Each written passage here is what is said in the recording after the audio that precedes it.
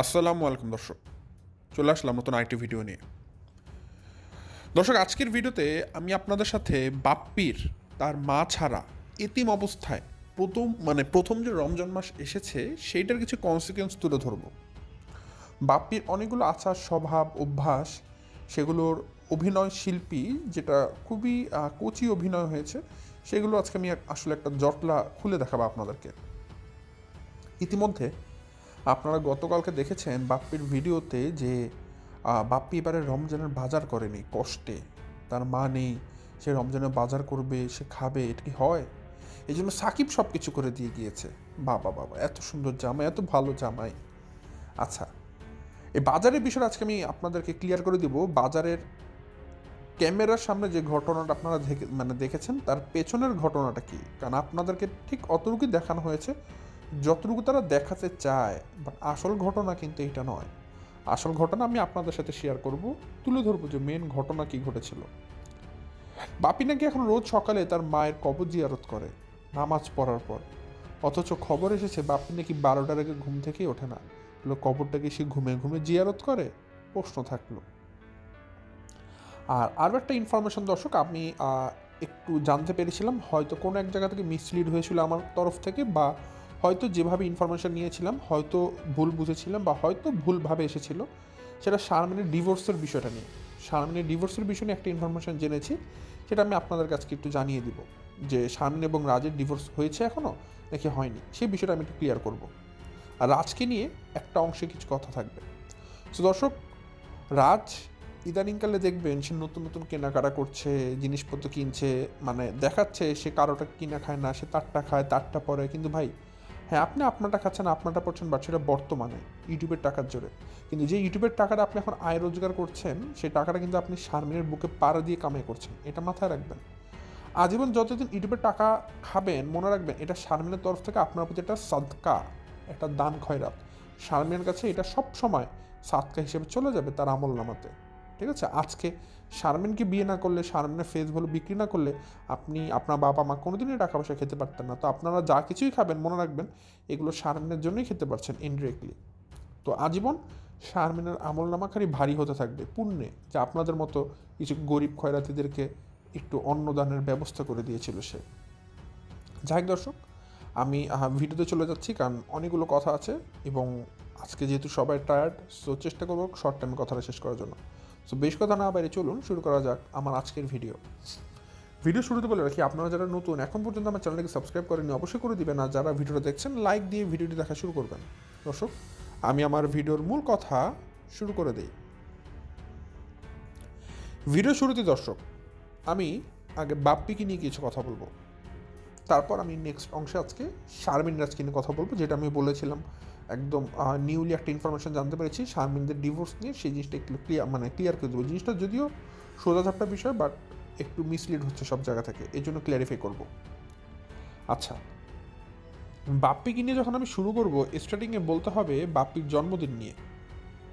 আমরা কিন্তু সবে একটা জিনিস দেখেছি দর্শক, বাপ্পির জন্মদিন কবে? বাপ্পির জন্মদিন 14ই ফেব্রুয়ারি, ভালোবাসা দিবসে। আচ্ছা ঠিক আছে, ভালোবাসা দিবসে বাপ্পির জন্মদিন পালন করে। তো কোন জন্মদিন বাপ্পি তার মাকে নিয়ে পালন করেছে বলতে পারবেন? কোনোদিনই কিন্তু তার মাকে নিয়ে বাপ্পির জন্মদিন পালন করেনি। কিন্তু একটা জিনিস খেয়াল করে দেখেন, বাপ্পির যেই মাসে জন্মদিন আসতো, ওই মাসে বাপ্পি কত আয়োজন করতো। রেস্টুরেন্টে যেত, পার্টি করতো, শ্বশুরবাড়ির লোকজনকে আনতো, মানে যত রকমের আয়োজন করা যায় অত রকমের আয়োজন করতো। মানে সে খুব বড়সড়, মানে বুড়ো বয়সে ভীমরতি যাকে বলে আর কি। 2 দিন পর যাবে কবরে, দাড়ি টাড়ি পেকে গিয়েছে সাদা, তলের চুলও সাদা, মাথার চুলও সাদা, সবই সাদা। তো এই অবস্থায় সে করে বার্থডে পালন, মানে হাস্যকর কথা। তো এরকম সাদা চুলওয়ালা মানুষ সে বার্থডে পালন করছে, ভালোবাসা দিবস, এটা খুবই দৃষ্টিকটু ছিল। কিন্তু আল্লাহর বিচার কখন কার উপর নেমে আসে আমরা তো জানি না। যেমন দেখুন এই যে বাপ্পির যে জন্মদিন 14ই ফেব্রুয়ারি সে পালন করে, বলুন তো একটা মানুষের বাচ্চা হলে বাপ্পি আর কোনোদিন আমৃত্যু তার জন্মদিন পালন করতে পারবে কিনা বলতে পারবেন কেন? তার মুখ্য কারণ হচ্ছে তার জন্মদিনের মাসে কিন্তু তার মায়ের মৃত্যুদিন। অর্থাৎ বাপ্পি যেই মাসে 14ই ফেব্রুয়ারি তার জন্মদিন পালন করে, ওই মাসেই কিন্তু নাজমানটি মারা গিয়েছে, মানে তার জন্মদিনের জাস্ট কিছু দিনের মধ্যেই। সো এর পরের বছরগুলোতে বাপ্পি যখনই ফেব্রুয়ারি মাসে চিন্তা করবে আমি 14ই ফেব্রুয়ারি আমি আমার জন্মদিনটা একটু পালন করি, খুব ভয়ানকভাবে পালন করি, হ্যাঁ, খুব আনন্দ ফুর্তি করি, তখনই কিন্তু দর্শকদের ঝাঁটার বাড়ি খাবে। পারলে আমি গিয়ে তার মুখের মধ্যে জুতা খুলে বাড়ি দিয়ে আসবো। আমি নিজে গিয়ে সে যে রেস্টুরেন্টে যাবে জুতা দিয়ে বাড়ি দিয়ে আসবো, আমি নিজে গিয়ে। আমি এখানে বয়স ডিফার করব না, সে আমার থেকে কত বড়। সে বড় হতে পারে, তার চুল পেকে উপরের চুল নিচের চুল মানে চুল সব সাদা হয়ে যেতে পারে, কিন্তু তার মধ্যে কোনো ম্যানার নেই। সো সে ডিজার্ভ করে এটা, আমি বলে দিচ্ছি। কারণ 14ই ফেব্রুয়ারি সে জন্মদিন পালন করবে, আবার ঠিক 3-4 দিন গেলেই সে বলবে আজকে আমার মায়ের মৃত্যু দিবস। ঝাঁটা দিয়ে বাড়ি দিতে হবে তখন বাপ্পের মুখ দিয়ে, যে ভাই 2 দিন আগে পার্টি খেললেন, এখন মায়ের মৃত্যু দিবস পালন করতে আসলেন। সো অবশ্যই বাপ্পি কিন্তু আর কোনো দিন চাইলেও তার জন্মদিন পালন করতে পারবে না। এটা আমার মানে একান্ত নিজের পার্সপেক্টিভ থেকে বলছি। কারণ যেহেতু নাজমা আন্টি ফেব্রুয়ারি মাসে মারা গেছেন, বাপ্পির জন্মদিনও ফেব্রুয়ারি মাসে। সো আগামী যে বছরগুলোতে বাপ্পির জন্মদিন পালন করতে যাবে, দর্শকরা অবশ্যই কিন্তু বাপ্পিকে স্মরণ করিয়ে দিবে, আপনি যে ভাই জন্মদিন পালন করছেন, একটাবার কি ভেবে পালন করছেন কিছুদিন পর যে আপনার মায়ের মৃত্যু দিবস। সো বাপ্পি কিন্তু আর চাইলেও এই জিনিসটা করতে পারবে না লজ্জাতে। বাট হ্যাঁ, পালন করবে, সেটা ক্যামেরাতে হয়তো দেখাবে না, নিজেরা পার্টি করবে, কিন্তু আপনাদের সাথে শেয়ার করবে না, আপনাদেরকে সেটা দেখাবে না, সে গোপন করে যাবে, এড়িয়ে যাবে, লুকিয়ে যাবে। যাই হোক, সো এই একটা জিনিস আসলে কি, এটা আসলে বাপ্পির জন্য তো একটা শিক্ষা। কারণ জীবনেও মা থাকতে মায়ের সাথে জন্মদিন পালন করেনি, মা তো তাকে অনেক ভালোবাসতো, বাট মাকে সে মূল্যায়নটা করেনি। কিন্তু এখন দেখুন আজীবনের জন্য বাপ্পির জন্মদিন করা বন্ধ হয়ে গেছে। যাক, আমি খুশি হয়েছি অনেক। বাট যদিও আসলে বাপ্পির হিতাহিত জ্ঞান বলতে তো কিছু নেই, আমার মনে হয় এটা আমরা ভাবছি হয়তো আর করবে না, বাপ্পির তো চক্ষু লজ্জা নেই, সে চাইলে করতেও পারে। দেখুন না, মা মারার 11 দিনের মতো ভিডিও নিয়ে এসেছে এবং এখন রেগুলার ভিডিও দিচ্ছে। সো জন্মদিনও পালন করতে পারে, বলবে ভাই মা তো মরেই গেছে, মৃত্যু দিবস পালন করবো, জন্মদিন পালন করবো, দরকার কি? তাদের মতো মানুষ সব পারে ভাই। সো এর জন্য আসলে গ্যারান্টি দিয়ে বলার কিছু নেই, বরং আমি আরও ভাবি যে আমি ভুল প্রমাণ হয়ে যাবো তাদেরকে নিয়ে গ্যারান্টি দিয়ে কিছু বলতে গেলে। যাই হোক, আরেকটা কথা দর্শক, এটা গতকালকের ভিডিও থেকে দেখলাম যে বাপ্পির বাসাতে সাকিব ব্যাগ ভরে ভরে মানে বাজার এনেছে। আমি কিছুক্ষণ প্রথমে এটা দেখে হাসলাম। সাকিবের মতো কঞ্জুস ছেলে, যার পকেট থেকে 1 টাকা বেরোতে গেলে সে হিসাব করে আমি 1 টাকা খরচ করবো কিনা, সে সাকিব কিনা তার শ্বশুরবাড়িতে এত বাজার করবে, কই পেয়েছেন ভাই? সাকিব কিন্তু রাজের থেকেও ধুরন্ধর চালাক। রাজ কিন্তু চালাক, বাট সে এরকম চালাক না যে রাজ এটা ধরতে পারবেন না। রাজের চালাকটা কি, রাজের শয়তানির হচ্ছে একদম প্রকাশ্যে, মানে আমরা বুঝতেই পারছি রাজ কি শয়তানি করছে। মানে সে যে কাউকে পিছন থেকে ছুরি মারবে রাজ, সেই ক্ষমতাটা রাজের নাই। হ্যাঁ, রাজ লোভী কঞ্জুস সেগুলো আমরা সবাই জানি, কিন্তু রাজের মাথার বুদ্ধিটা এত দূরের বুদ্ধি না যে সে মানে খুব সাইলেন্টলি কিছু করতে পারবে। এটা আমরা সবাই ধরতেই পারি তার চুরিটা, ঠিক আছে? কারণ ওই যে বললাম মানে ধরা যায়, কিন্তু সাকিবেরটা কিন্তু এরকম না। সাকিব কিন্তু রাজের মতোই লোভী, রাজের মতোই কঞ্জুস, মানে কোনো আদব কায়দাহীন একটা, যেটাকে বেয়াদব ছেলে বলা যায় আর কি। কিন্তু সাকিবের বুদ্ধি এত বেশি, তারটা আপনারা রাজের মতো ধরতে পারবেন না। সাকিব মানে লতায় পাতায় চলে আর কি, ঠিক আছে? তো তার শয়তানিটা ধরা যায় না সহজে, কিন্তু সে কিন্তু রাজের থেকেও ভয়ানক, এবং সে পিছন থেকে ছুরি মারার মতো ক্ষমতা সাকিব রাখে, ঠিক আছে? এমন নাটক, এমন অভিনয় আপনাদের সাথে করবে। আমি বলছি দর্শক, হয়তো অনেকে বিলিভ করবেন না, বাট একদিন বিলিভ করবেন।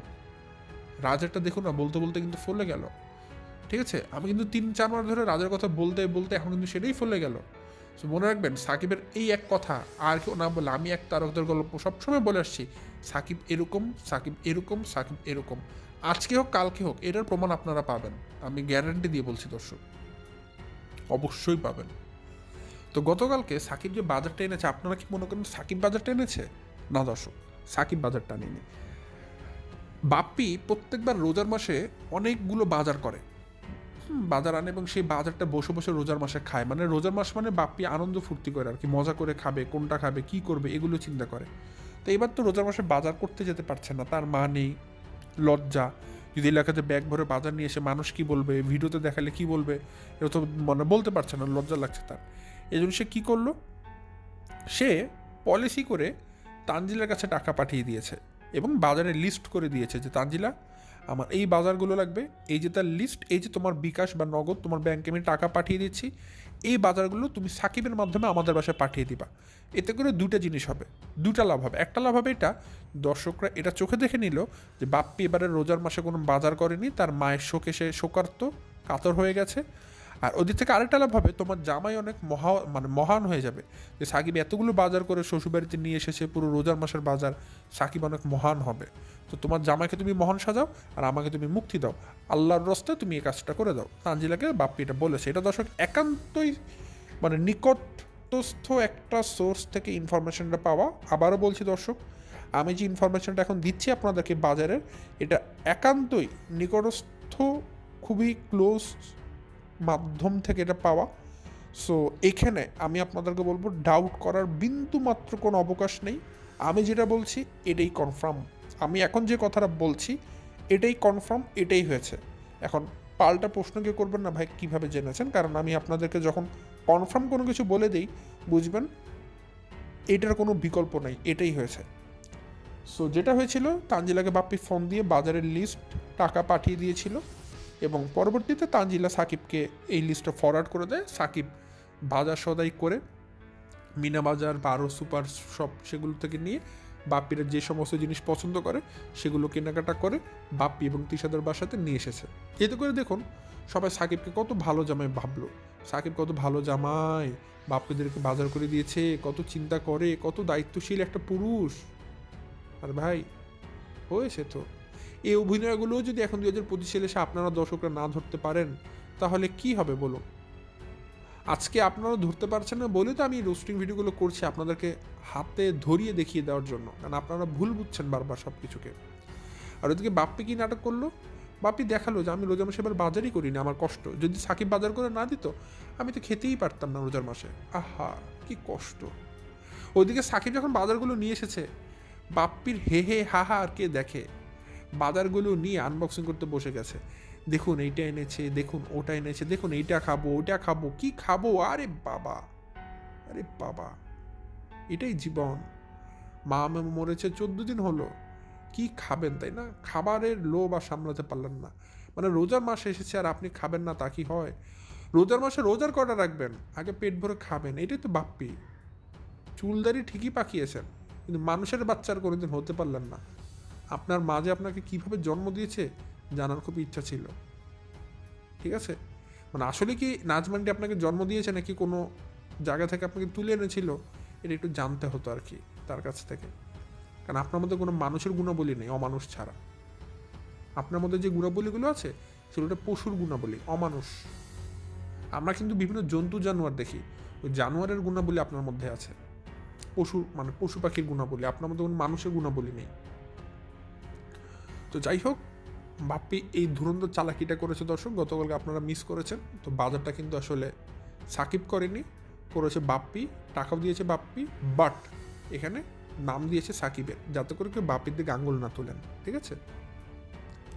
তো এই ইনফরমেশন আমি আপনাদেরকে জানালাম, এটা অনেকে ভুল ভাবছিলেন গতকালকে থেকে। তো নেক্সট আবার বাপ্পির দিকে চলে আসি। তো বাপ্পির মা সে কিন্তু যখন অসুস্থ ছিল, বুক ব্যথাতে কাতরা ছিল, বাপ্পি তখন কী করছিল দর্শক, গুলশানি কিন্তু তার জন্মদিন পালন করছিল। এই কথাটা বললাম কেন, বাপ্পি তার বার্থডে নিয়ে অনেক বেশি ফ্যাসিনেটেড, সবসময় সে প্রত্যেক বছর তার জন্মদিনটাকে সে অনেক আয়োজন করে পালন করতে পছন্দ করে। মানুষটা বুড়া হয়েছে কিন্তু তার ভিতরে বুড়ো ভাবটা এখনো আসেনি, তার ভিতরে এখনো কচি ভাব, সে এখনো কচি জিনিস পছন্দ করে। এই জন্য তো তিশার সাথে তার সংসার টিকছে না। চুলদারি পেকেছে ঠিকই, কিন্তু তার এখন কচি জিনিস লাগবে, ঠিক আছে? সো বাপ্পির কিন্তু সবসময় তার জন্মদিনের একটা আলাদা আয়োজন থাকে। সো দেখুন দিন শেষে এখন বাপ্পির জন্মদিনটা আদৌ তার কপালে আর আগামী বছর থেকে থাকে কিনা। আমি অবশ্যই আগামী বছর 14 ফেব্রুয়ারির জন্য অপেক্ষা করবো যে বাপ্পি কী করে সেটা দেখার জন্য।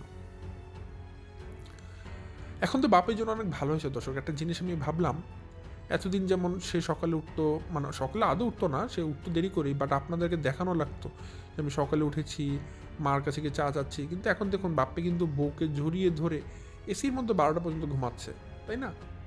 অথচ বাপ্পি কি বললো আপনাদেরকে, যে আমি সকালবেলা উঠি, ফজরের নামাজ পড়ে আমি আমার মায়ের কবরটা জিয়ারত করতে যাই, প্রত্যেক দিন কবর জিয়ারত করি।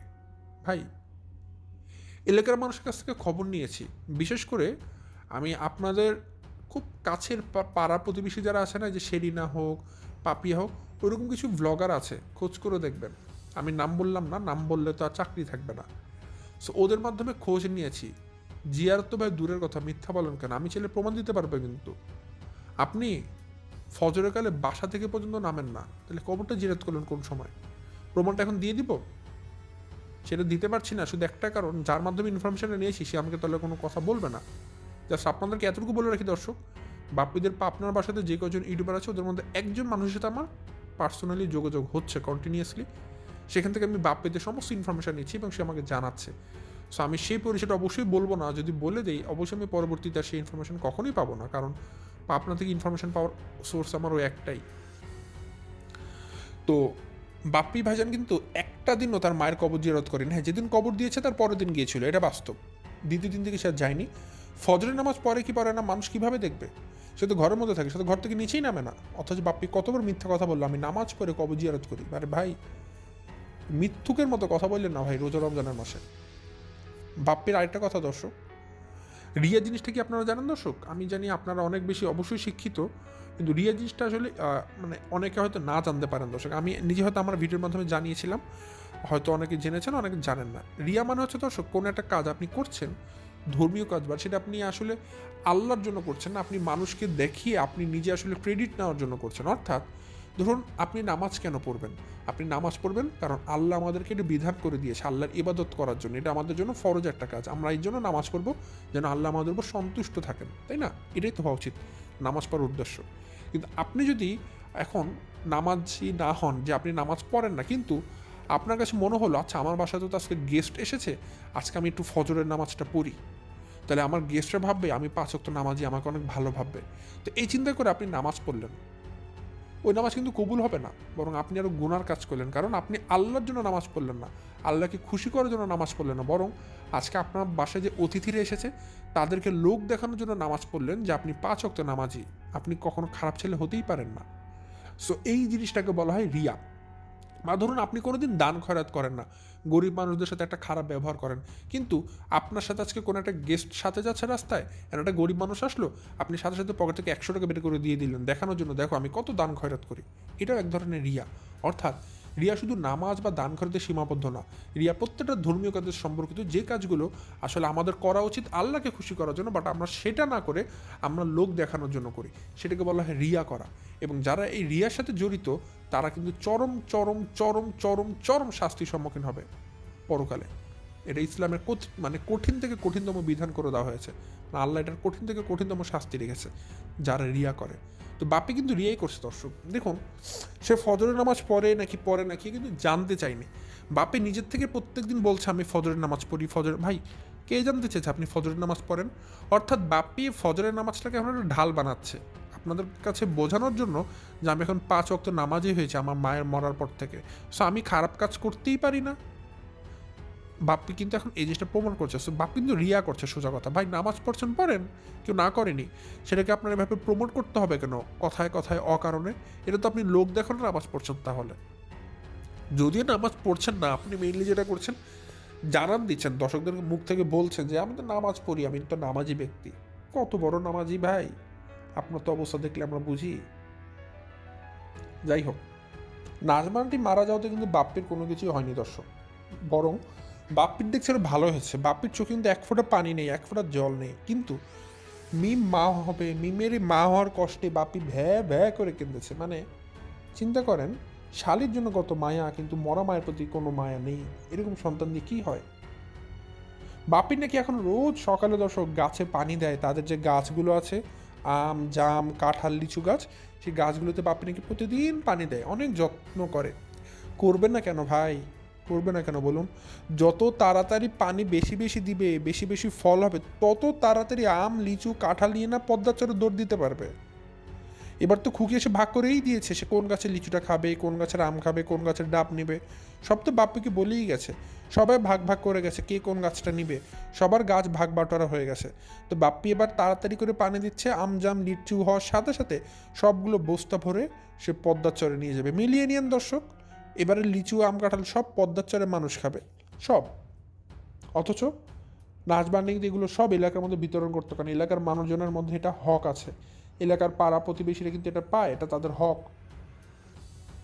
আর এই যে গাছের কথা যেহেতু আসলে একটা কথা না বলি না, এই আমজাম লিচু এই গাছগুলো নিয়ে কিন্তু বাপ্পির সাথে নাজমান্ডির প্রায় সময় ঝগড়া হতো, কারণ বাপ্পি এইগুলো সবসময় চাইতো পদ্মাচরে পাঠাতে, কিন্তু নাজমান্ডিটা দিত না। হ্যাঁ দিত, যতটুকু পায় অতটুকু, কিন্তু বাপ্পি যেভাবে চাইতো পুরোটা একদম নিয়ে যাবে, সেটা কিন্তু নাজমান্ডি কখনোই হতে দিত না। এটার জন্য কিন্তু বাপ্পি অনেক সময় তার মায়ের সাথে অনেক ঝগড়াঝাটি করেছে, কথা কাটাকাটি করেছে সামনে আমজাম লিচুর জন্য, ঠিক আছে। তারপর দর্শক কিছু জিনিস আমি আসলে বুঝি না, ঘটনা অনেক ধরনের হয়। টান একরকম ঘটনা বলে, এলাকার মানুষ একরকম ঘটনা বলে, তাবি একরকম ঘটনা বলে, বাপ্পি একরকম ঘটনা বলে। ওদিন আবার শুনছি ওই যে যখন বাপ্পি তাবিদের সাথে ভিডিও দিচ্ছিল যে নাজমান্ডি নাকি বাথরুমে বসে মারা গিয়েছে খুব কষ্ট পেয়ে, ঠিক আছে। তো ওইদিকে বাপ্পি বলছে মা নাকি চেয়ারে বসে আরাম করে মানে মারা গেছে, ঠিক আছে, পানি খেতে খেতে। তো আসলে ভাই কার কথা বিশ্বাস করবো বলুন? মানে তারা আসলে তার মায়ের মৃত্যুটাকে এমনভাবে হাইড করার চেষ্টা করছে যেন কেউ জানতেই না পারে। বাট আসল ঘটনা কি জানেন? একটা কথাই যেটা আমি বলে দিচ্ছি, নাজমান্টির মৃত্যুটা অনেক করুণভাবে হয়েছে, যেটা বাপ্পিরা লজ্জাতে কারো সামনে বলতেও পারছে না। খুব কষ্টে মানুষটা মারা গেছেন ধুকতে ধুকতে, এটাই বাস্তব। আর এখন একটা জিনিস, আসলে একটা জিনিসের প্রমাণ পেয়ে গেছি দর্শক গতকালকের পর থেকে। যেমন আমরা কিন্তু বাপ্পির মোটিভ বুঝে গেছি, যেহেতু বাপ্পি ভিডিও দেওয়া শুরু করেছে, কিন্তু আমরা কিন্তু ফাতিহাটা বুঝতে পারছিলাম না, তাই না? যে কারণ ফাতিহা ভিডিও দিচ্ছিল না, কি করবে। তো ফাতিহা কিন্তু ভিডিওটা বাপ্পির পর দিচ্ছে, একটা জিনিসে বাপ্পিকে দেখাচ্ছে যে আমি বেশি শোক পেয়েছি মানে বাপ্পির থেকে। কিন্তু ভাই যেই কলা, সরি ভুল বললাম, যেই লাউ সেই কদু, ওই রসুনের সব গোড়া কিন্তু এক জায়গাতেই লাগানো থাকে এঁটো বেঁধে। কেন বলছি কথাটা? ফাতিহা কিন্তু এখন বাপ্পিকে কমেন্ট করছে, সান্ত্বনা দিচ্ছে, ঠিক আছে। তো আসলে আবার বাপ্পিও কিন্তু ফাতিহাকে খুব তেলবাজি করছে, মানে ওই যে বলে না সব কিছু এক জায়গাতেই থাকে, ঘটনাটা তাই হয়েছে। আমরা কিন্তু ভাবছিলাম যে ফাতে আসলে কি করে সেটা একটু দেখতে হবে, বাট সেটা দেখা হয়ে গেছে। ফাতেহাও বাপ্পির গুলামি করছে, চামচামি করছে, করবে না কেন?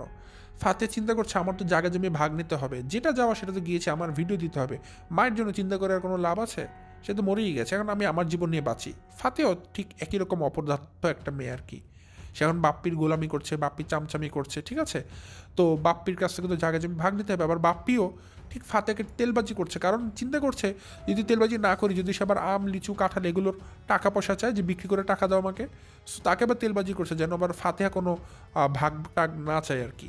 তো দিন শেষে না সবাই দর্শক সবার স্বার্থে অটল, বাপ্পি তার স্বার্থে অটল, ফাতেহা তার স্বার্থে অটল। কিন্তু এই দুই ভাই বোন চিন্তা মনে রাখবেন দর্শক, মরার আগের দিন পানি পর্যন্ত খেতে পারবে না, মরার আগের দিন বাপ্পি পানিও পাবে না। আমি মনে করি এরকম বাবা মা, মানে এরকম যারা আছেন, তারা মরার পর তাদের লাশ কোথায় দাফন হবে সেটাও তারা বুঝতে পারবে না। লাশ পচে গলে যাবে, তাও দেখবেন আপনাদের পাশে কেউ নেই। আপনাদের পরিণতি এরকম ভয়াবহ হতে পারে। কারণ এরকম অনেক ঘটনা দেখেছি, একটা বদ্ধ করে একটা মানুষ একাকিত্বের জীবন থাকতে থাকতে মরে পচে ওইখানেই শেষ হয়ে গেছে, কিন্তু তাকে দাফন করার কেউ ছিল না। অবশ্যই অতীতে এমন কোনো কাজ সে করেছিল যেটা পাপ, সেভাবে মানে পাপের শাস্তি এভাবে করে সে পেয়েছিল। আমরা হয়তো কোনো একটা জিনিস দেখলে ভাবি যে আচ্ছা এমন কেন হলো। আমি একটা কথা বলি দর্শক, এই সাইকোলজিটা আমি জানি না আপনাদের মাথায় খেলে কিনা, এটা আমার মাথায় পার্সোনালি খেলে, এটা আসলে আমি অনেক ভাবি, এই জন্য ভাবনাগুলো আমাকে আঁকড়ে ধরে সবসময়। এভাবে করে হয়তো আপনারা কেউ ভাবেন না, আমি যেভাবে করে ভাবি। যেমন বৃদ্ধাশ্রমের কথা বললেই আপনাদের কিন্তু অনেক মায়া লাগবে সবার, তাই না? মনে হবে আচ্ছা বৃদ্ধাশ্রমের মানুষ সন্তানরা কত খারাপ এভাবে ফেলে আসলো। অবশ্যই যেমন বাপ্পির মতো সন্তান তার মাকে বৃদ্ধাশ্রমে ফেলে আসলে আমরা অবশ্যই বলবো সন্তানরা কত খারাপ। কিন্তু দর্শক একটা কথা আবার অন্যভাবে তো ভাবতে পারেন, আমরা ভাবতে পারি এমন তো অনেক মানে জালিম শ্বশুর শাশুড়ি আছে যারা কিনা তার ছেলের বউকে অনেক কষ্ট দেয়, সমাজে অসংখ্য আছে। এখন কোনো কারণে যদি আল্লাহ তাদেরকে শাস্তি স্বরূপ ধরুন তাদের লাইফ থেকে সবাইকে নিয়ে গিয়ে এতিম করে দেয় ওই শ্বশুর শাশুড়িকে, এরপর যদি তাদের আশ্রয় শেষমেশ ওই বৃদ্ধাশ্রম হয়, সেটার দোষটা কার? সন্তানের। ওই সন্তান কি তার বাবা মাকে বৃদ্ধাশ্রমে রেখে আসলো? না তো, ওটা আল্লাহ তাকে শাস্তি দিল। ধরেন কোনো একটা সন্তান বৃদ্ধাশ্রমে গিয়ে আপনি যদি কোনো বাবা মাকে জিজ্ঞাসা করেন যেখানে কী হয়েছে, দেখবেন কিছু কিছু বাবা মা কোনো কথা বলবে না। আমি অনেক ভিডিও দেখেছি এটা নিয়ে। আমি এটা সাইকোলজি দিয়ে বলছি দর্শক, আমি এটা ভুলও হতে পারি, আমি আগেই বলছি। কেউ দেখবেন শুধু যখন প্রশ্ন করে আপনি এখানে কেন আছেন, তারা খালি কান্না করে, কিছু বলে না, কিছু বলে না। তখন বুঝতে পারি যে সাইকোলজি দিয়ে তারা বলছে না কেন, কারণ তারা তাদের সন্তানকে ভালোবাসে, তারা তাদের সন্তানের এই কুকর্মটা মানে মানুষের সামনে জানাতে চায় না, এই জন্য তারা খালি কান্না করে নীরবে, কিন্তু কিছু বলে না, মানে বুক ফাটে তবু মুখ ফাটে না, এরকম একটা অবস্থা ওই সমস্ত বাবা মায় তারা চুপ করে যায়। তখন বোঝা যায় তাদের সন্তান তাদের সাথে প্রতারণা করেছে, তাদের সন্তান তাদের কাছে এই অবস্থা এনেছে, বোঝা যায়। আবার কিছু বাবা মাকে দেখবেন যখন বলা হয় বুক ফাটিয়ে বলে আমার সন্তান আমার সাথে এটা করেছে ওটা করেছে, আমার সন্তান আমাকে এভাবে ফেলে গেছে, দেখবেন বৃদ্ধাশ্রমে গিয়েও ওই বাবা মা তার সন্তানের দোষ খুব বড় করে বলে। আমার কাছে মনে হয় যে সমস্ত বাবা মারা এরকম কাজ করে না, অবশ্যই অতীতে তারা এমন কোনো কাজ করেছিল, এমন কোনো কাজ তারা করেছিল, বা এমন কোনো জালিমের মতো কাজ করেছিল যে তাদের অবস্থান আছে বৃদ্ধাশ্রমে। কই দর্শক, আমার একটা প্রশ্ন, আমাদের বাংলাদেশের 17 কোটি মানুষজন, 17 কোটি পরিবারের মধ্যে কি 17 কোটি পরিবারের বাবা মাই কি বৃদ্ধাশ্রমে থাকে? না তো, দেখবেন গুটি কয়েকজন থাকে, হয়তো শতখানেক বা হাজার খানেক। কেন এত কোটি এত লাখ মানুষের মধ্যে এই গুটি কয়েকজন মানুষকে বৃদ্ধাশ্রমে থাকতে হলো? হ্যাঁ, এর মধ্যে অবশ্যই কিছু আছে সন্তানের দোষ, কিন্তু সবই কি সন্তানের দোষ?